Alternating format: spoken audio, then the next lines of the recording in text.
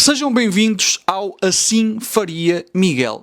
Porquê Assim Faria Miguel? Porque o meu nome é Miguel Faria e eu pensei em vários nomes. Pensei em Um que Miguel faria, pensei em Assim Fez Miguel, pensei em mesmo muita coisa, mas acabou por ficar Assim Faria Miguel porque vocês decidiram. Se vocês vieram do Instagram diretamente para este podcast, é possível que tenham votado nas stories o nome do podcast. Pensei também em Assim Miguel Faria, mas não ficava tão bem e de facto vocês concordaram que Assim Faria Miguel é superior, é um nome melhor. E eu concordo. É uma brincadeira com o meu nome, simplesmente troco os nomes de posição porque de facto o meu apelido Faria é um verbo para todos os efeitos. Então dá para fazer aqui uma brincadeira. De que é que será este podcast? Este podcast será um podcast sobre questões políticas e sociais, mas com um cunho pessoal. Eu sou doutorando em Ciência Política e Relações Internacionais e, portanto, acho que tenho alguma propriedade para falar sobre os assuntos, mas neste formato que será um formato sem guião. Será um formato rant. Portanto, não será mais um gajo branco com um podcast, não será another white boy with a podcast. Não. Isto terá temas, ok? Não serei eu a falar da minha vida simplesmente, ainda que possa usar exemplos da minha vida para falar sobre política e para falar, no fundo, sobre temas que eu sinto que domine. Isto será um podcast semanal e provavelmente terá perguntas do público. Eu não sei se terá perguntas feitas através da caixa de perguntas do Instagram ou se terá perguntas através, por exemplo, de o meu e-mail. Mas eu irei disponibilizar, irá ficar tudo em prantos limpos. Também gostava de dizer que para a malta que subscrever o meu Patreon, os 2€ de subscrição, poderá aceder mais rapidamente ao meu vídeo, ao vídeo do episódio da semana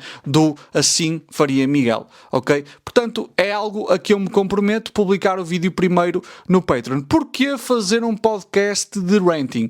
Porquê fazer um podcast assim neste formato, sem guião, sem grande edição? Ora, há várias razões. Às vezes eu dou por mim a falar sobre um determinado tema nas stories. Esta é a principal razão. Eu dou por mim a falar sobre um determinado tema nas stories e falo e do nada são 10 ou 15 stories. E a malta diz, gostei muito desta perspectiva. Será que não conseguias transformar isto em reel? Conseguia.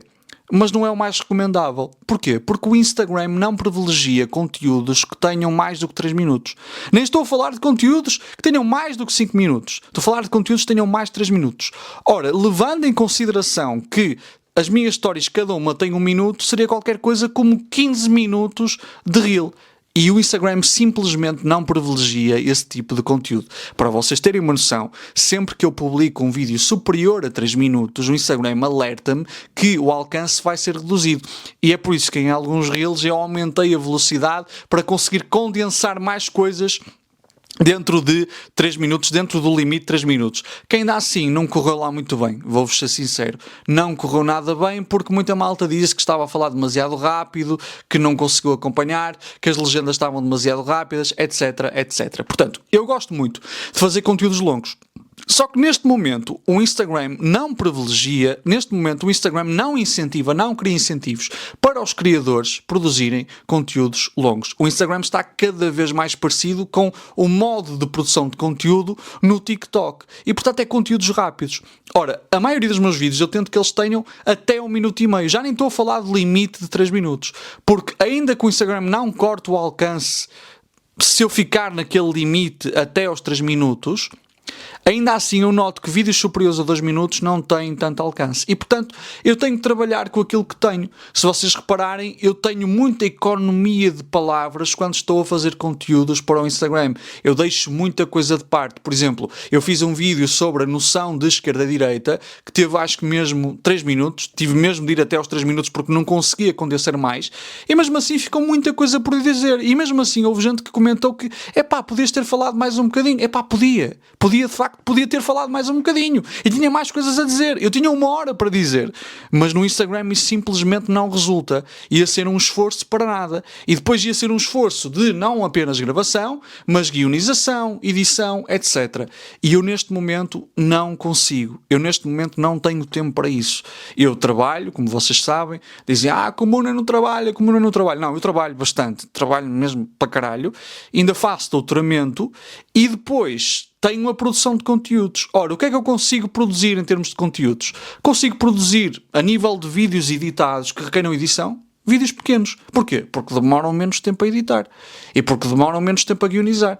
Eu adoro fazer videoensaios. Adoro fazer videoensaios. Gosto mesmo muito do tipo de produção que um videoensaio requer.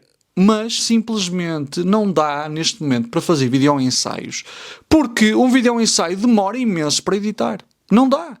Eu não posso simplesmente perder um fim de semana. Um fim de semana se calhar não digo. Mas não posso perder um dia do meu fim de semana a tratar da edição de um vídeo ou a tratar da guionização, da gravação e da edição de um vídeo. Simplesmente não dá. Porquê? Porque eu aproveito o meu fim de semana para ler, para preparar coisas do doutoramento, há pouco tempo para preparar a proposta da FCT, porque eu candidatei, mas neste momento ainda não estou na FCT, ainda estou a trabalhar para custear o meu próprio doutoramento. Não dá. Eu estou aqui a trabalhar no limite daquilo que consigo fazer. Ora, o que é que eu consigo entregar em termos de conteúdo longo? Eu consigo entregar, e esta é a segunda razão, um podcast de rant, em que eu não tenho de editar grande coisa, em que provavelmente neste episódio em particular nem vou editar nada, percebem? Então, é isto. Isto é um podcast em que eu tenho a liberdade para falar sobre determinados temas sem ter de estar constantemente a fazer cortes, jump cuts. Portanto, isto será para aquela malta que não se importa de ter um bocadinho de tempos mortos. Eu sou um gajo que até acho que falo rápido, eu sou um gajo que até fala bem. Creio eu. Eu acho que falo bem, acho que sou um bom comunicador.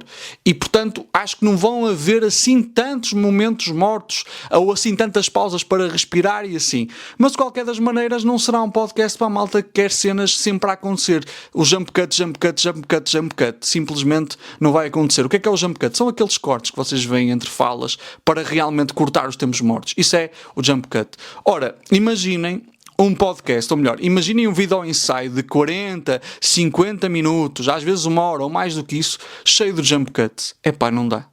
E é que depois não são apenas os jump cuts. São as aproximações da câmara, são os efeitos visuais, são os gráficos que um gajo pode meter, são as imagens, são os vídeos, às vezes também, lá está, é stock footage, eu sei disso, há malta que não gosta de stock footage, mas é o que é para evitar também a questão dos direitos de autor, e assim, dá muito trabalho. Dá muito trabalho. E já me disseram assim, Miguel, mas porquê é que tu, por exemplo, não pedes alguém para editar os teus vídeos?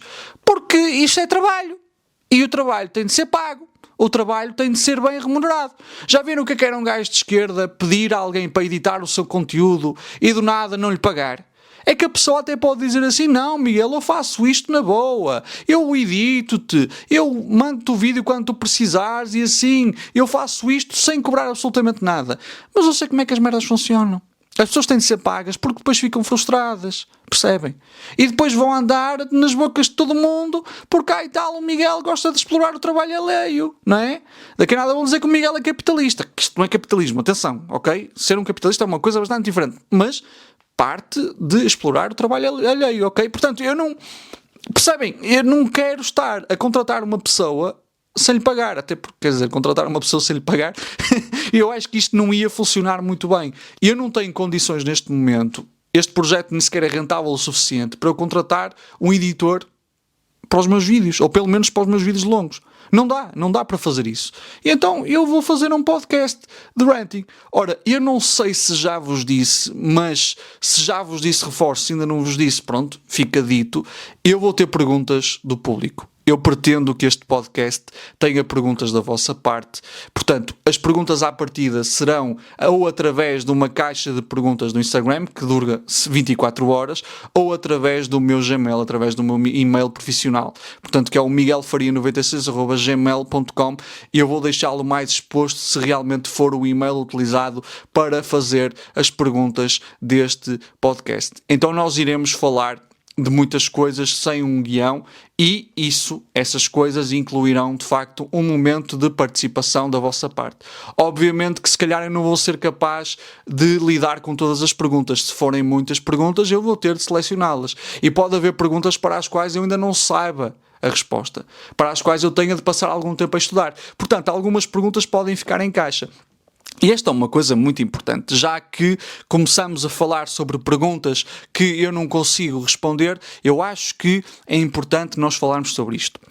Pode parecer, às vezes, que uma pessoa que produz um conteúdo curto no Instagram, ou mesmo uma pessoa que produz conteúdo curto e tem formação para um assunto, percebe tudo sobre aquele assunto. Por exemplo, ciência política ou ciência política e relações internacionais, que são duas disciplinas que estão apartadas uma da outra, ainda que dialoguem, mas são duas disciplinas individuais, é isso que eu quero dizer. Pode parecer que a pessoa que está a falar, por exemplo, sobre uma guerra, ou está a falar sobre um evento político, qualquer um que seja, percebe mesmo muito daquilo. Mas reparem, se estamos a falar de um vídeo de 1 minuto e meio, 3 minutos, a pessoa pode muito bem fazer um conteúdo com guião a partir, por exemplo, de um artigo científico que leu. Pode fazer um conteúdo a partir de um livro que leu. Se for a partir de um livro, vai ter de condensar bastante, não é? Mas, para vocês dominarem um assunto, não basta, agora troquei os V's pelos B's, não basta vocês lerem um artigo ou um livro sobre o assunto. Para vocês perceberem de forma aprofundada, de forma, por exemplo, como um investigador percebe sobre um assunto, precisam de ler carradas de artigos científicos, carradas de livros. Não estou a falar tipo 10 ou 15, estou a falar de centenas, se não milhares. Portanto, quem é de ciência política e vos fala de ciência política, por exemplo, no Instagram, não domina todos os assuntos. Por exemplo, agora houve as eleições na Hungria e perguntaram-me o que é que achas? O que é que achas da derrota do Orban? Que de facto, aparentemente, não é? O Orban perdeu. Bom, eu sei algumas coisas, eu percebo um pouco da forma de pensar do Orban, porque o Orban é classificado como um populista. O Orban é classificado como um populista e, portanto, a minha área de investigação é o populismo. Eu já investigo o populismo há 5 anos. Se bem que eu tenho alguns problemas com o conceito de populismo e poderei abordar isto em episódios do meu podcast. Ou seja, eu percebo o Orban, eu percebo um pouco da forma de pensar do Orban, eu percebo a forma como o Fidesz faz propaganda. Mas eu não tenho conhecimento muito aprofundado sobre o funcionamento político da Hungria. Eu não estou a par de todas as reformas constitucionais, por exemplo, que o Orban fez. Então, o meu conhecimento é um pouco limitado sobre a Hungria. Portanto, a minha tendência é para achar, com o conhecimento que tenho, que devido às mudanças que foram feitas na Constituição, não basta apenas vencer o Orban nas eleições para realmente haver aqui uma restituição da democracia liberal, uma reposição da democracia liberal, tal como ela costuma ser, na Hungria, ok? Eu acho que há aqui muitos marcos institucionais que vão ter de ser revertidos para nós termos um funcionamento mais próximo daquilo que são as democracias liberais na Europa Ocidental. Mas isto é algo que eu digo de forma muito preliminar, porque eu não domino o assunto. E está tudo bem. E está tudo bem. O grande problema é nós acharmos a partir de conteúdos que são feitos no Instagram ou conteúdos que são produzidos pela televisão, que a pessoa que nos está a falar percebe absolutamente de tudo. Não, ok? Malta que está a fazer doutoramento, e este é um ponto muito importante, geralmente não, isto é o padrão, especializa-se num tema, num tópico, e às vezes dentro desse tópico numa coisa muito específica, e fica anos não a expandir propriamente o conhecimento. Obviamente que expande o conhecimento, mas só para vocês criarem uma imagem mental. O objetivo não é necessariamente expandir no doutoramento, o objetivo é afunilar. O objetivo é ficar mesmo muito bom numa coisa específica do conhecimento científico sobre aquele tema. E, portanto, eu sou um investigador na área do populismo. Ora, eu sou investigador na área do populismo, afunilei em quê? Afunilei no Chega e no André Ventura. Agora vou afunilar no Chega, André Ventura e Rolão Preto. Vou fazer aqui uma análise comparativa. Populismo é um entre vários temas dentro da ciência política. Para perceber o populismo, eu tive de compreender as várias correntes de definição do populismo, que são várias. Temos a corrente estratégica, temos a corrente, por exemplo, que diz que o populismo é uma ideologia, que é o caso do Casimir. Temos a corrente discursiva, que é de Ernesto Laclau e também de Kirk Hawkins. Nós temos a corrente estilística, etc, etc. Eu, para perceber todas estas correntes de definição, todas estas correntes teóricas, tive de ler carradas, centenas de artigos, centenas de livros. Eu tive de ler mesmo muita coisa. Vocês acham que é possível, mesmo durante a vida toda, uma pessoa conseguir especializar-se dessa maneira em todos os tópicos da ciência política? Ou em todos os tópicos da ciência política, mais relações internacionais? Não. Da maneira que o conhecimento científico opera hoje em dia, não é possível que uma pessoa se especialize em tudo. Uma pessoa especializa-se numa coisa e depois pode fazer um esforço para ter um conhecimento abrangente. Pode fazer um esforço para realmente conhecer mais coisas além da sua área de investigação. E eu acho que isso é muito importante, meus amigos. Atenção, eu acho que isso é mesmo muito importante. Eu acho que é importante que uma pessoa não fique só afunilada naquele tópico em específico. Acho que tem de conhecer outras coisas, tem de ler outras coisas, não apenas no âmbito da teoria, mas também ler uns bons romances. Porque o que acontece muitas vezes na escrita académica é que ela torna-se muito fechada. É uma escrita que está circunscrita a um conjunto de palavras daquela área do conhecimento e ponto. Então, vocês vão ver artigos de ciência política escritos em português e vão ver que há um conjunto de palavras que são sempre utilizadas. Há um conjunto de autores que são sempre citados da mesma forma. E vocês vão ver isso também em inglês e vão ver isso em várias áreas de conhecimento. A escrita académica às vezes é pobre porque quem escreve artigos científicos está tão afunilado no seu tema. Há um conjunto de fatores, mas um destes é estar muito afunilado num determinado tema, só ler autores daquele tema e depois acaba por reproduzir os vícios, às vezes, de escrita que os autores já reproduzem há muito tempo naquele tema. Ora, nós lermos, nós expandirmos os nossos horizontes literários, por exemplo, através de romances, ajuda-nos a escrever de outra forma. Eu acho que é importante que a malta leia autores russos, como o Dostoiévski, como o Gorky, como o Gogol. Acho que é importante ler Saramago. Acho que é importante ler Gabriel Garcia Marques, que eu adoro Gabriel Garcia Marques. Gabriel Garcia Marques é aquele gajo que, naqueles romances mais pequenitos dele, por exemplo, como Memória das Minhas Putas Tristes, tu sentes que cada palavra, cada frase que está escrita da maneira mais perfeita possível.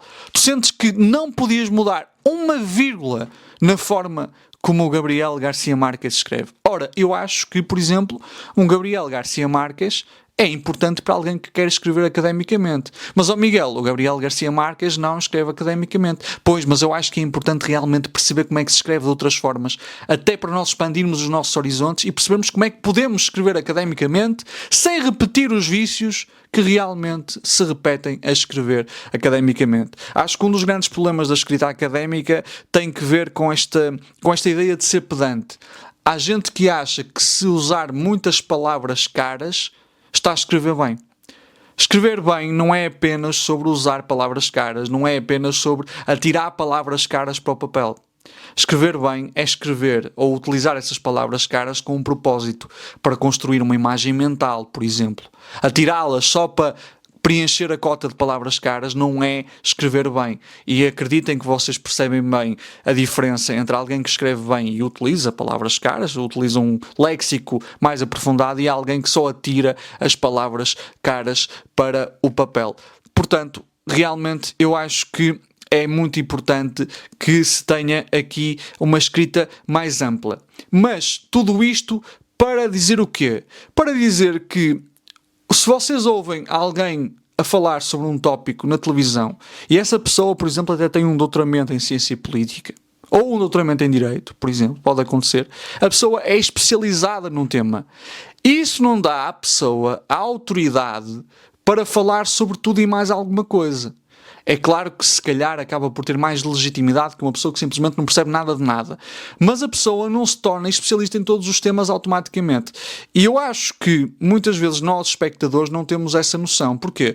Porque há certas e determinadas pessoas, caso do Miguel Morgado, que demonstram tanta confiança quando estão a falar, que nos fazem acreditar, pelo menos quem não está dentro da área, que sabem exatamente do que é que estão a falar.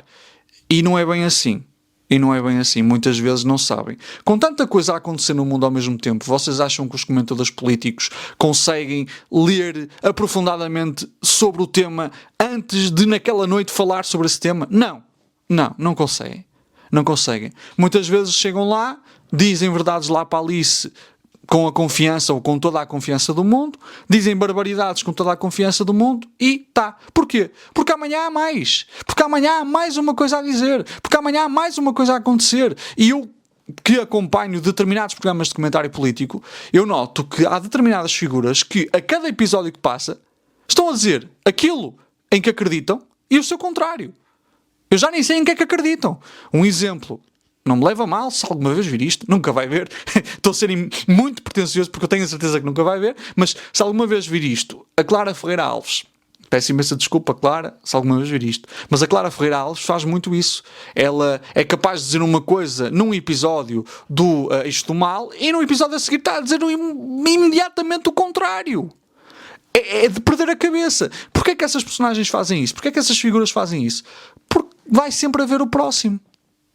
E o universo mediático está a acontecer tão rápido neste momento, até por causa da influência das redes sociais, que a memória coletiva está simplesmente a esboroar-se e nós daqui a nada já não nos lembramos do que aconteceu na semana passada, quanto mais no mês passado, quanto mais há 10 anos, quanto mais no período da Troika.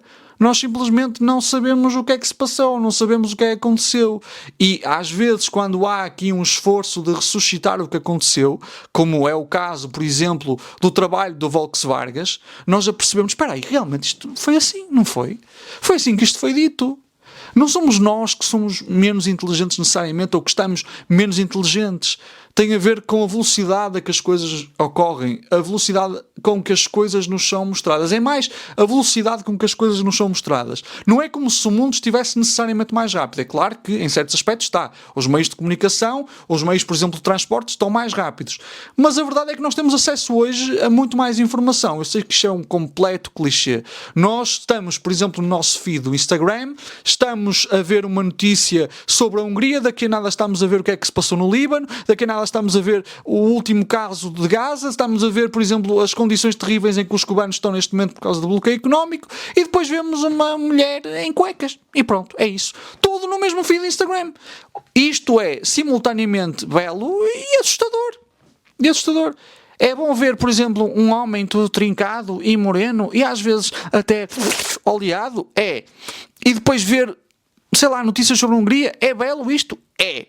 É belo, é belo. Porquê? Porque às vezes nós vemos uma notícia sobre a Hungria e é tipo, fogo, meu Deus, o Orban pode vencer. Não foi o caso. E ficamos, o Orban pode vencer outra vez, meu Deus, não sei o quê. E depois vemos um gajo todo bom.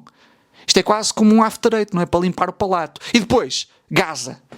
E ficamos novamente tristes. Ou seja, há algo de belo, mas também é assustador, porque pode tornar aqueles conteúdos que são mais, formais, corriqueiros. Porque estão a aparecer no mesmo feed em que aparece um gajo gostoso ou uma gaja gostosa, aparece um gajo com a peida tonificada ou uma gaja com a peida tonificada, não é? E nada contra pessoas que têm a peida tonificada. Eu próprio já tive a peida tonificada. E é preciso muito agachamento, meus amigos. E é preciso fazer muito agachamento. E é preciso muitas vezes um gajo dar aquele peido extra para fazer a última força para levantar, por exemplo, um One Rep Max no spin. Não vou dizer mais. Não vou dizer mais, ok? Isto são coisas do treino, vocês não precisam de saber tudo da minha vida. Eu realmente tomei a liberdade de dizer algumas coisas que provavelmente indicam que eu fiz certas e determinadas coisas no meu passado, e sim, eu já me peidei durante o agachamento, mas isto, apesar de ser um podcast com um cunho pessoal, não precisa ser um podcast em que eu digo absolutamente tudo. Agora, eu sou um gajo que realmente faz aquilo a que se chama o oversharing. Eu gosto de partilhar coisas. Por exemplo, eu depois de ter a minha torção testicular, quis contar a este mundo e ao outro. Ou seja, eu torci um colhão e ao invés de me resguardar, porque há homens que ficam muito, ai meu Deus, eu sou menos viril, não, eu quis contar a todo mundo, porque é ridículo. E eu gosto de contar coisas ridículas da minha vida. E gosto de usar coisas ridículas da minha vida enquanto alegorias políticas, por exemplo. Gosto de realmente construir aqui comparações, não é? Um colhão torcido pode ser alegoria por muita coisa, pode ser uma alegoria para um sistema político torcido, por exemplo. Mas como estava a dizer, acontece este efeito de banalização e nós simplesmente depois não conseguimos acompanhar, porque além deste efeito de banalização, há também o efeito de sermos completamente assoberbados por informação. Então é muito difícil nós conseguirmos manter registro de tudo o que vai acontecer e de tudo o que vai acontecendo. E o André Ventura, por exemplo, é alguém perfeito para este ambiente. O André Ventura é alguém perfeito para este ambiente porque simplesmente a melhor coisa que o André Ventura pode fazer é sempre a próxima. O André Ventura disse uma coisa em que se contradisse. Está-se bem, ele amanhã está a fazer outra, para desviar o foco. E amanhã está a fazer outra, para desviar o foco. E agora não é só o André Ventura, também é a Rita Matias. E agora não é só o André Ventura e a Rita Matias, é um conjunto de produtores de conteúdo. Então, mesmo que eles sejam apanhados em contradição, a próxima coisa que acontecer é sempre a melhor. Porquê? Porque vai alterar a agenda mediática, porque vai alterar a nossa atenção, porque a nossa atenção vai ser direcionada para outra coisa. Portanto, se ele disser uma coisa ridícula hoje, ele só tem de garantir que diz outra amanhã, para nós já não nos lembrarmos da coisa ridícula que ele disse antes.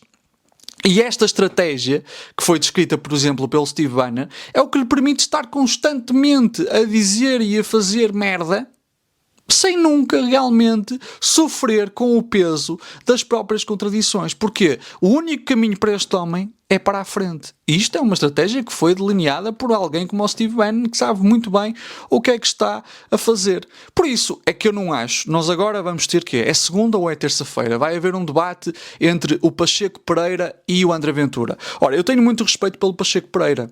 Tenho muito respeito pelo Pacheco Pereira. Acho que atualmente, das pessoas que comentam sobre o 25 de novembro, o Pacheco Pereira é, tirando elementos que às vezes aparecem do grupo dos 9, alguém das poucas pessoas que realmente sabe o que está a dizer, porque é um historiador, porque, por exemplo, é um biógrafo do Álvaro Cunhal, ele realmente sabe o que é que está a dizer. Eu tenho muito respeito por ele.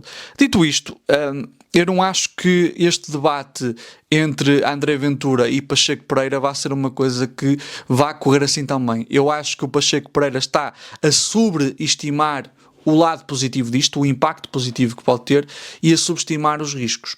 E vejamos, o Pacheco Pereira é alguém que demora um pouco a fazer um ponto. É alguém que demora um pouco a construir o seu argumento. Não sei se é a pessoa mais adequada para um debate com alguém como André Ventura. Mas mais importante do que isso é que nós ainda acharmos que André Ventura vai ser vencido por argumentos, por factos e argumentos, porque aparentemente isto vai ser um debate com fact-checking ao vivo e tal. Ok, até pode ser, mas achar que André Ventura vai ser vencido por factos e argumentos a esta altura do campeonato, peço imensa desculpa, é ser ingênuo. Se Donald Trump, apesar das acusações que recaem sobre ele de pedofilia e assim, não foi abaixo, se Donald Trump já foi várias vezes apanhado em contradições e não foi por isso que realmente foi descredibilizado, vocês acham mesmo que isso vai acontecer com Ventura? Que por algum milagre André Ventura vai realmente sofrer o peso das próprias contradições? Eu penso que quando se discute a oposição à Ventura, quando se tenta perceber qual a melhor oposição à Ventura, ainda predomina entre nós uma tesão iluminista, quase uma ereção ultra-racionalista que acha que pelo debate de ideias nós vamos conseguir convencer e captar o eleitorado e demonstrar que de facto Ventura está errado e que vai cair diante do peso das próprias contradições. Isto é uma treta, isto é bullshit, ok, meus amigos? Não funciona assim. Peço imensa desculpa em quebrar as vossas expectativas, mas não funciona assim. E isto ecoa muito ainda o pensamento de Stuart Mill, ainda que eu acho que Stuart Mill não era ingênuo a este ponto. Aliás, Stuart Mill era um grande autor, era um grande escritor. Stuart Mill não era ingênuo a este ponto, meus amigos.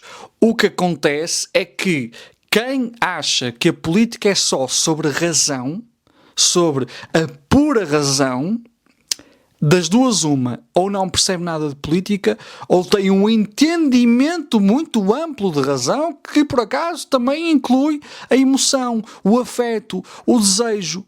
Política não é apenas sobre razão. E as pessoas que mais fervorosamente apoiam André Ventura não vão deixar de apoiar André Ventura pura e simplesmente porque se veem confrontadas com contradições. Sejam contradições a nível de ética do André Ventura, sejam contradições em termos de debate de ideias, por exemplo.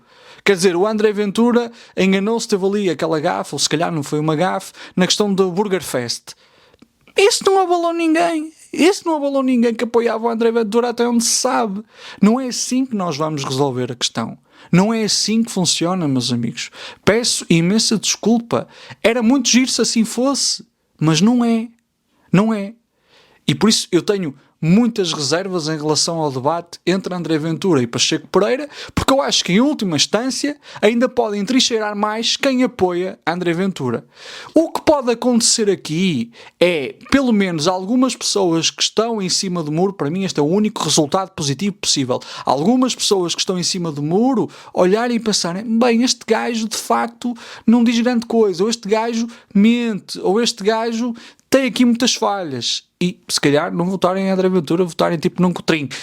Eu sinceramente, pá, pronto, é isto, percebem? É a única hipótese, e mesmo assim será pouca gente. Não creio que o debate vá ter o impacto que algumas pessoas acham que vai ter, em termos de impactos positivos. E isto contando que Pacheco Pereira tem uma boa prestação, que eu ainda não tenho a certeza. Não estou a dizer que ele não seja bom a argumentar, não estou a dizer que ele não seja um bom historiador, não estou a dizer que ele não tenha os factos do seu lado até. Mas o registro de debate com André Ventura não é o mesmo registro de debate que se tem, por exemplo, sei lá, com o Francisco Louçã, com o Rui Tavares, etc. Não é a mesma coisa. Não é a mesma coisa. O André Ventura até pode dizer que concorda com os termos do debate, mas depois ir para lá e ser como um pombo a cagar num tabuleiro de xadrez, meus amigos. Porque um pombo será sempre um pombo. Percebem? Eu tenho dúvidas que ele vá cumprir com as regras e também tenho dúvidas que não se vá vitimizar caso o debate lhe corra mal. Vitimizar-se vai, de certeza. Certeza que se vai vitimizar. Vai dizer assim, Pacheco Pereira chamou-me para um debate. Porquê é que só me chama a mim? Porquê é que não chama, por exemplo, José Luís Carneiro? Porquê é que não chama, por exemplo, Luís Montenegro? Ele vitimizar-se vai sempre. Eu acho que este debate não tem capacidade de gerar grandes frutos, mas vamos ver, posso estar errado, até gostava de estar errado, mas não acho que estou errado, não acho mesmo que estou errado. E sobre a questão dos apoiantes fervorosos de André Ventura, eu vou usar aqui o meu exemplo pessoal, sabendo que o meu exemplo não é transversal, sabendo que a amostra é pequena, porque realmente é só uma pessoa na amostra, que sou eu, mas ainda assim o meu exemplo pessoal pode ser interessante. Eu, durante 19 anos da minha vida, fui testemunha de Jeová. As testemunhas de Jeová são uma seita, um culto religioso com uma área de conhecimento sobre o mundo que acaba por ser bastante circunscrito. Porquê? Porque nós somos impedidos, enquanto testemunhas de Jeová, de fazer muita coisa, de ver determinados canais de televisão, não canais de televisão, mas determinados programas que podem ser considerados espíritas, ou que têm violência, ou que têm sexo, por exemplo. Somos impedidos de ler sobre coisas que contradigam a nossa religião, ou pelo menos coagidos, não somos incentivados a ir para a universidade, etc, etc. Então, eu realmente gostava que vocês um dia falassem com uma testemunha de Jeová e lhe tentassem provar com factos e argumentos que as suas crenças estão erradas. Porque eu já estive no lugar dessa testemunha de Jeová. Sabem o que é que essas pessoas vão fazer? Essas pessoas vão fechar-se. Vão fechar-se completamente. Só não metem os dedos nos ouvidos a tapar e a dizer lá. Porque. E mesmo assim, não tenho a certeza, não estou completamente certo disso. Porque as pessoas estão tão apegadas àquilo. Aquilo de alguma forma dialogou com o afeto. Dialogou com o desejo, que mesmo que a pessoa se aperceba, ou mesmo que a pessoa seja confrontada com factos que contradizem aquilo em que ela acredita, ela, quando muito, vai viver em dissonância cognitiva. Quando muito. Porque aquilo é tão importante para ela que ela tem de acreditar. Ela força-se a acreditar se for preciso. Esse já foi o meu caso. Diante de uma série de contradições, eu escolhi acreditar. A certa altura, acreditar foi uma escolha consciente. E há certas dinâmicas que eu posso falar, que eu posso abordar em outros vídeos, nestes agrupamentos políticos que me recordam um pouco de agrupamentos religiosos como as Testemunhas de Jeová.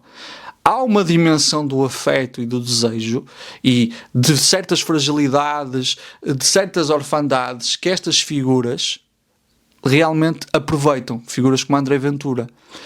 A partir do momento em que a pessoa está tão empenhada naquele projeto político, que é um projeto político que tem um certo diálogo religioso, não é? Por exemplo, estas figuras como André Ventura falam muito de moralização da política, das elites corruptas e corruptoras contra o povo puro e virtuoso. E esta retórica de moralização da política tem uma certa ressonância com aquela retórica do mundo decadente que, por exemplo, as testemunhas de Jeová apregoam. Então, o que é que as testemunhas de Jeová acreditam? Acreditam numa moralização do mundo, só que através de Deus. Só que através de um novo mundo, através de um paraíso na Terra. As pessoas que apoiam André Ventura e são fervorosamente apoiantes de André Ventura acreditam numa moralização da política, através de uma figura providencial, que é o André Ventura. Ora, estão de tal maneira investidas nesse projeto político, muitas vezes, que não é através apenas do facto, não é através apenas do argumento que elas vão ser convencidas de que estão erradas. Não é assim que funciona, meus amigos. Não é.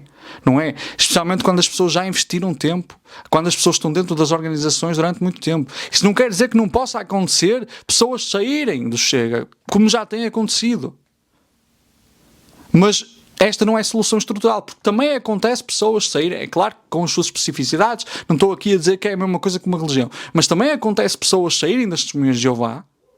Agora, são muitas mais as pessoas que ainda estão lá dentro. Ainda hoje. Isso tem vindo a mudar no caso das testemunhas de Jeová. Eu sinto que elas estão a passar uma crise. Mas, de qualquer modo, ainda há muita gente lá dentro. Aquela religião ainda vai sendo sustentável. Chega a mesma coisa. Eu tenho familiares meus que, se eu tentar demonstrar com factos que eles estão errados, que as crenças deles estão erradas, eles nunca mais me deixam entrar na casa deles. Estamos a falar de níveis de fanatismo que são muito preocupantes. Mas isto também acontece em agremiações políticas. E se vocês já conversaram com algumas pessoas do Chega, se vocês já conversaram, e de outras agremiações políticas, diga-se de passagem, se vocês já falaram com essas pessoas, sentiram, se calhar, que estavam a falar com paredes. Não no sentido de serem burras ou um déficit intelectual, não. É simplesmente é opaco, não passa, simplesmente não conseguem. Não conseguem mesmo.